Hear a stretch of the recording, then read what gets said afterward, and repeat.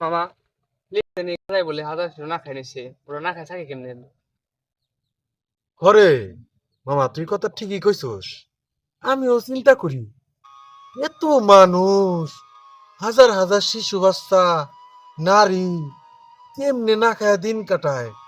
আমরা সাইডটা খাওয়ানোর জন্য এই যে খেতে কত কষ্ট করতে আছি, তাও পেটের খাওন জোগাড় করা পারতাস না।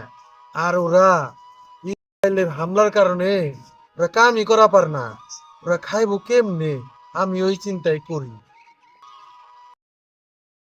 মামা অনেক পানি ব্যবস্থা আছে, পানি খেয়ে থাকেন তো। আচ্ছা, যাও। কাকা ভালো আছেন? এই তো আছি রে। ভালো আছিস না তোরা? আছি আলহামদুলিল্লাহ। আমাকে তো একটু সাহায্য দরকার ছিল। কি সাহায্য রে বাজান? তোরা কি সাহায্য নিবার আইছিস? তোরা এমন মহৎ উদ্যোগ নিছস, আমার তো শুনে খুবই ভালো লাগতেছে। এই তো কিছুক্ষণ আগেই আমরা আলাপ করবা লাগছিলাম, এত অসহায় শিশু, নারী, এত মানুষ, দিনের পুরুষরা কাজ করে না, তাইলে ওরা কিভাবে খায়? ওরা খাওন পায় কই? আমরা এটাই ভাববা লাগছিলাম।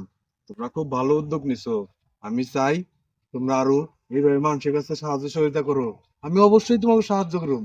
আমার কাছে যা আছে আমি এখনই তোমাকে হাতে দিতাছি। ধরো, তোমরা এটা রাখো, নিয়ে তোমরা আরো মানুষের কাছে যাও, যাইয়া সাহায্য সহযোগিতা করো।